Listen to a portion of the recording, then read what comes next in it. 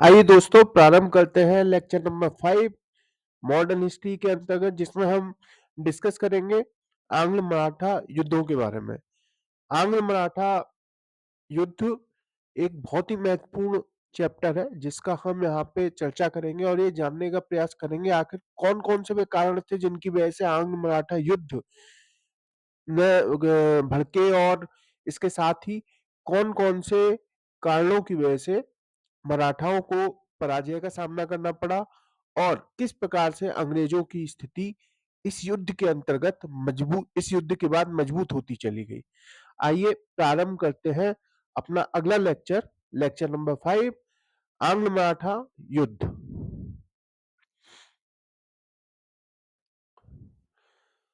भारत में मराठा साम्राज्य की नींव महान शिवाजी महाराज द्वारा रखी गई।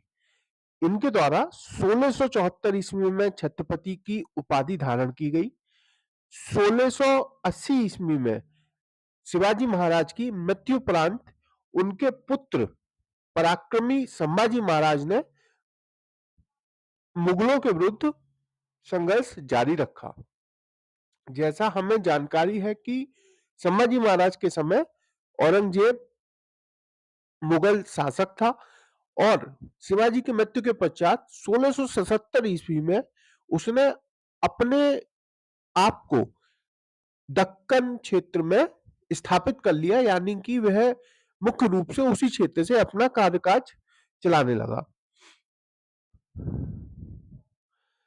किंतु 1689 ईस्वी में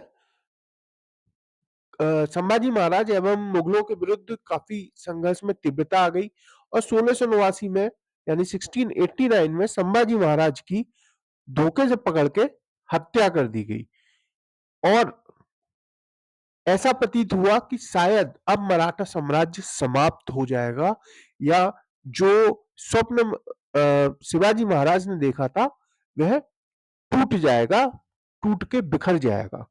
लेकिन संभाजी महाराज की मृत्यु के पश्चात जो मराठा आंदोलन था वह स्वतः स्फूर्त बन गया। स्वतः स्फूर्त से अर्थ है कि जो मराठा सेना नायक जहां से चाहता था वहां से मुगल साम्राज्य पे आक्रमण कर दिया करता था और उसके कारण मुगलों के लिए बहुत कठिनाई हो गई कि वह किस प्रकार से मराठाओं को नियंत्रित करें। औरंगजेब जो ये मानता था कि संभाजी की मृत्यु के साथ आंदोलन समाप्त हो जाएगा, उसको अनुभव हुआ कि नेतृत्व विहीन मराठा आंदोलन अति विस्तारित होता जा रहा है। अतः उसने अपनी मृत्यु से पूर्व मराठा आंदोलन में फूट डालने का निश्चय किया और इसके लिए उसने साहू जी महाराज को मुक्त कर दिया, जिसमें राजा राम की विधवा ताराबाई एवं साहू में युद्ध हुआ। वह साहू विजयी रहे। साहू द्वारा बालाजी विश्वनाथ को अपना पेशवा चुना गया। बालाजी विश्वनाथ जो कि एक अत्यंत योग्य व्यक्ति थे, उनके द्वारा उनकी मृत्यु के पश्चात उनके पुत्र बालाजी प्रथम को पेशवा बनाया गया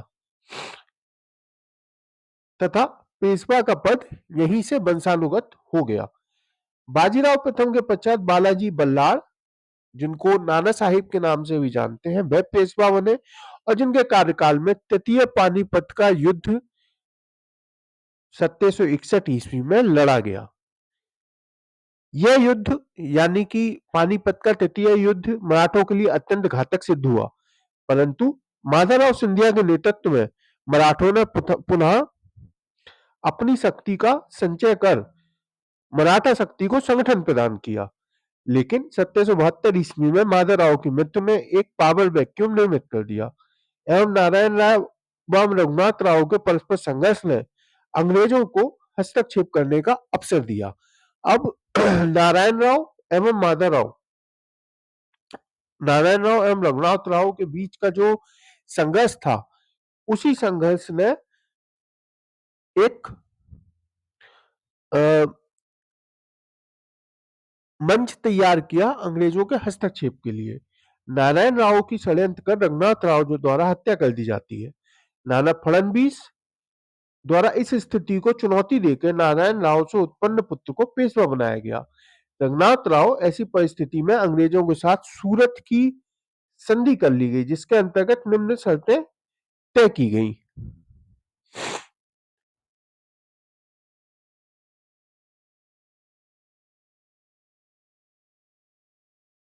सालसेट एवं बसीन का क्षेत्र अंग्रेजों को दे दिया गया। सूरत व बहराइच जिलों से राजस्व के हिस्से अंग्रेजों को सौंपे गए। बदले में अंग्रेजों ने 2500 की सेना रघुनाथ राव को सौंप दी। इस सूरत की संधि के पालन हेतु अंग्रेजी सेना रघुनाथ राव एवं अंग्रेजी सेनानायक के नेतृत्व में मराठों की तरफ बढ़ने लगती है। मराठों का नेतृत्व हरिपंत फड़के द्वारा किया जा रहा था। दोनों सेनाएं एक दूसरे के सामने आकर जबरदस्त सैन्य पराक्रम, कुशलता एवं रणनीतिक चातुर्य का प्रदर्शन करती हैं। मराठे गोरिल्ला रणनीति द्वारा ब्रिटिश सेनाओं के पैर उखाड़ देते हैं एवं ब्रिटिश सेना के पसीने छूटने लगते हैं। लेकिन इसी समय वॉरेन हेस्टिंग्स मराठों के विरुद्ध संधि की आलोचना करते हैं एवं पुनः अपने कर्नल के माध्यम से पुरंदर की संधि की जाती है, जिसमें सवाई माधवराव को पेशवा स्वीकार किया जाता है व मराठों के किसी रिबेल को समर्थन न देने का आश्वासन दिया जाता है। बदले में मराठों द्वारा विजित क्षेत्रों की वापसी स्वीकार की जाती है। लेकिन इंग्लैंड में कोर्ट ऑफ डायरेक्टर पुरंदर की संधि को स्वीकार करने से इनकार कर देती है। अतः पुनः युद्ध प्रारंभ हो जाता है। ब्रिटिशर्स मराठों पर आक्रमण करते हैं तथा मराठा आर्मी को महाजी संध्या द्वारा लीड किया जाता है। तालेगांव की लड़ाई में अंग्रेजों की पराजय होती है और उसके पश्चात बड़गांव में भीषण युद्ध लड़ा जाता है। अंत में 1779 ईस्वी में अंग्रेजी सेना मराठों के सामने आत्मसमर्पण कर देती है और ट्रीटी ऑफ बड़गांव पर हस्ताक्षर कराए जाते हैं। संधि अनुसार अंग्रेजों को 1775 में कब्जा की गई सभी भूभाग वापस करने होते हैं, परंतु वॉरेन हेस्टिंग्स इस संधि को स्वीकार करने से मना कर देता है। 1781 ईस्वी में मराठा सेना महाजी सिंधिया के नेतृत्व में पराजित कर दी जाती है। यहीं पर ट्रीटी ऑफ सालाबाई की जाती है, जिसमें सालसेट पर ब्रिटिश अधिकार, ट्रीटी ऑफ पुरंदर के पश्चात एक्वायर सभी भूभागों की वापसी, रघुनाथ राव को समर्थन न देना व पेशवा किसी यूरोपीय शक्ति को समर्थन नहीं देंगे, ये तय कर दिया जाता है। इस तरह मराठा और अंग्रेजों के मध्य अगले 20 वर्षों तक कोई भी संघर्ष नहीं होता। इसी बीच मराठों के मध्य परस्पर तनाव बढ़ता जाता है, लेकिन पावर स्ट्रगल एवं ईर्ष्या के कारण मराठी सरदारों के मध्य कॉन्फ्लिक्ट बढ़ता है और आपस में टकराव भी बढ़ने लगता है। समय के साथ हम देखते हैं कि द्वितीय मराठा युद्ध के मध्य अंग्रेजों एवं मराठाओं के मध्य प्रारंभ होता है। इसके पीछे भारत में फ्रांसीसियों का भय प्रमुख कारण था। अतः बेलेजली सहायक संधि के माध्यम से समस्त भारतीय शक्तियों को सैनिक सहायता हेतु अंग्रेजों पर निर्भर करना चाहता था। नाना फडणवीस की मृत्यु से संधि स्वीकार करने का प्रतिरोध भी समाप्त हो जाता है। इसी समय पेशवा बाजीराव द्वितीय द्वारा मराठा सरदारों में झगड़े करवाए जाते हैं। दौलतराव सिंधिया एवं जसवंत राव होलकर दोनों ही पूना पर अधिकार करना चाहते थे। इसमें पेशवा सिंधिया को सपोर्ट करते हैं। इसी बीच जसवंत राव होलकर के भाई विट्ठल जी की हत्या कर दी जाती है, जिससे नाराज होकर होलकर पूना पे आक्रमण कर पेशवा तथा सिंधिया की सेना को पराजित कर पूना पे अधिकार कर लेता है। बाजीराव द्वितीय भागकर बसीन में शरण लेता है तथा 1802 में उसके द्वारा अंग्रेजों के साथ बसीन की संधि कर ली जाती है।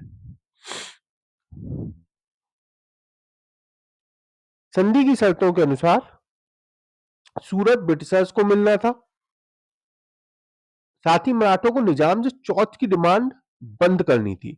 बदले में कंपनी को 6000 के सैन्य दस्ता मराठों को देना था। साथ में गुजरात, नर्मदा, ताप्ती के सभी क्षेत्र 26 लाख रुपए राजस्व पेशवा ने कंपनी को देना था। साथ ही विदेश नीति से भी सारे अधिकार पेशवा ने कंपनी को दे दिए। 1803 ईस्वी में अंग्रेजों ने होलकर से पुनः पूना मुक्त कराकर पेशवा को राज्य वापस लौटा दिया, परंतु पेशवा की संप्रभुता समाप्त हो जाती है और वह अंग्रेजों का खिलौना बनकर रह जाता है, जिसमें समस्त मराठा सरदार कुपित अनुभव करते हैं। अतः भोसले एवं सिंधिया संयुक्त रूप से अंग्रेजों के विरुद्ध युद्ध छेड़ देते हैं। लेकिन वे इसमें असफल हो जाते हैं तथा अंग्रेजों के साथ इन्हें भी अपमानजनक संधि करनी पड़ती है। भोंसले के साथ 17 दिसंबर 1803 को ट्रीटी ऑफ देवगांव, सिंधिया के साथ ट्रीटी ऑफ सूरत अर्जनगांव पर हस्ताक्षर कराया जाता है। 1804 में होलकर अन्य सरदारों के साथ मिलकर प्रयास करते हैं किंतु परास्त होकर ट्रीटी ऑफ राजपुर घाट कर लेते हैं। इस प्रकार द्वितीय युद्ध के पश्चात मराठा शक्ति कमजोर हो जाती है, जिसके पीछे अंग्रेजी सेना का कुशल संगठन, सैन्य कौशल एवं रणनीतिक कुशलता के साथ मराठों के मध्य फूट भी उत्तरदायी थी। आइए अब जानते हैं तृतीय आंग्ल मराठा युद्ध के बारे में। तृतीय आंग्ल मराठा युद्ध के समय गवर्नर जनरल लॉर्ड हेस्टिंग्स था। इस युद्ध का प्रमुख कारण पिंडारियों के विरुद्ध लॉर्ड हेस्टिंग्स का कार्रवाई थी। पिंडारी मराठों के लिए कार्य करने वाले मिशनरी थे, जो स्वतंत्र सैन्य समूह के रूप में मराठों को सेवा देते थे, परंतु अंग्रेजों के नियंत्रण के पश्चात से पिंडारी समूह बेरोजगार हो गए एवं अन्य राज्यों की सीमाओं में हमला करने लगे। इससे लॉर्ड हेस्टिंग्स को पिंडारी समूह पर कार्रवाई करने का आदेश जारी करना पड़ा, जिन्हें मराठों ने अपनी स्वायत्तता पर हस्तक्षेप माना। अतः मराठा नेता, जिसमें पेशवा बाजीराव द्वितीय, मल्हारराव होलकर, मुलोजी द्वितीय, भोसले शामिल थे, ने अंग्रेजों के विरुद्ध युद्ध छेड़ दिया, लेकिन वे परास्त हुए तथा सिंधिया के साथ ग्वालियर की संधि एवं होलकर के साथ ब्रिटिश के मध्य मंदसौर की संधि 1818 में की गई। वहीं पेशवा को आत्मसमर्पण हेतु बाध्य कर पेंशन देके कानपुर के निकट बिठूर भेज दिया गया। आइए आप जानते हैं मराठाओं की पराजय के कारण। देखिए, सर्वप्रथम मराठों में परस्पर विश्वास का अभाव एवं आपसी महत्वाकांक्षाएं बहुत अधिक थी। यानी कि जो मराठे सरदार थे वह न केवल आपस में लड़ते रहते थे, बल्कि उनके मध्य निरंतर एक टकराव बना रहता था, जिसका प्रमुख कारण राजस्व को लेकर होने वाले झगड़े एवं उत्तराधिकार को लेकर होने वाले संघर्ष थे। इसकी वजह से मराठा सामंत कभी भी एक दूसरे का पूरी शक्ति के साथ सहयोग नहीं कर पाए। दूसरा, दोषपूर्ण आर्थिक संगठन।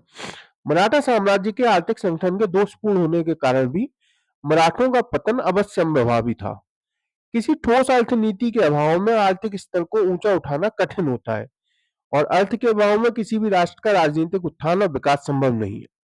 मराठों की सबसे बड़ी त्रासदी यह थी कि महाराष्ट्र की बंजर भूमि कृषि के लिए उपयुक्त नहीं थी और ना ही वहां व्यापार चल सकता था, जिससे मराठों का चौथ पर निर्भर रहना पड़ता था। तीसरा कारण विकेंद्रीकरण। शिवाजी की मृत्यु के पश्चात मराठों में जागीर की प्रथा फिर से आरंभ कर दी गई, जिसे प्राप्त करने के लिए मराठा सरदार निरंतर संघर्ष करते थे। दुर्भाग्यवश 18वीं शताब्दी के उत्तरार्ध में अहिल्याबाई, तुकोजी, माधवजी, नाना फडणवीस जैसे योग्य मराठा नेताओं की मृत्यु के पश्चात उनकी जगह पेशवा द्वितीय बाजीराव, दौलतराव सिंधिया, यशवंतराव होलकर आदि स्वार्थी तथा अदूरदर्शी तत्वों ने ले ली। तीसरा, आर्थिक विषमताएं। मराठों का आर्थिक प्रबंध भी सुव्यवस्थित नहीं था। वे ना तो आर्थिक ढांचे को सुदृढ़ बना पाए थे और न ही शांतियुत व्यवस्था बनाए रखने में सफल हुए थे।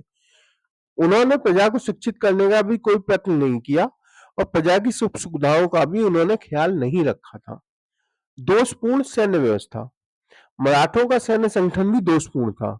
एक तो उन्होंने अपनी प्राचीन सैनिक प्रणाली तथा छापामार रणनीति का त्याग किया था, दूसरी ओर यूरोपीय आधार पर वैज्ञानिक संगठन बनाने में पूर्णतः असमर्थ सिद्ध हुए थे। तीसरा, उग्र राष्ट्रीयता का अभाव। मराठों में वैमनस्य, कलह और ईर्ष्या के कारण एकता का सर्वथा अभाव था, जिसके कारण वह अंग्रेजों के साथ, जो कि न केवल एक थे बल्कि उच्च कोटि की सैनिक शक्ति भी रखते थे, उनके साथ टकराव में उनको पराजय का सामना करना पड़ा। सुदृढ़ शासन व्यवस्था का अभाव होने के साथ साथ योग्य नेतृत्व की कमी। हमने देखा कि नाना फडणवीस के पश्चात मराठों के बीच में कोई भी योग्य नेतृत्व करता नहीं बचा, जिसका फायदा सीधा सीधा अंग्रेजों को मिला और उन्होंने उसका लाभ उठाया। असहयोग। मराठा पेशवाओं ने साम्राज्य विस्तार के क्रम में अनेक दोषपूर्ण नीतियां अपनाई, जिसके कारण उन्हें अन्य भारतीय राजाओं तथा जनता का सक्रिय सहयोग प्राप्त नहीं हो सका। यह भी एक कारण था जिसके कारण मराठा साम्राज्य को पराजय का सामना करना पड़ा। निष्कर्ष। मराठा साम्राज्य एक राष्ट्रीय साम्राज्य बनने की दिशा में अग्रसर था, लेकिन उनमें एकता की कमी और बंधुता की भावना के अभाव ने मराठा साम्राज्य को एक राष्ट्रव्यापी मराठा साम्राज्य बनने से वंचित किया। इसके साथ ही आर्थिक एवं प्रशासनिक तंत्र के अभाव ने भी मराठों को कमजोर कर दिया था। यही कारण है कि आंग्ल मराठा युद्ध में अंग्रेजों ने मराठों को परास्त कर उस क्षेत्र पर अधिकार कर लिया, भारत पर अधिकार कर लिया तथा मराठा शक्ति धीरे धीरे समय के साथ क्षीण होती चली गई। ये था आज का वीडियो। आपको कैसा लगा यह कमेंट सेक्शन में जरूर बताइए। साथ ही चैनल को सब्सक्राइब एवं बेल आइकन प्रेस करना ना भूलें। धन्यवाद।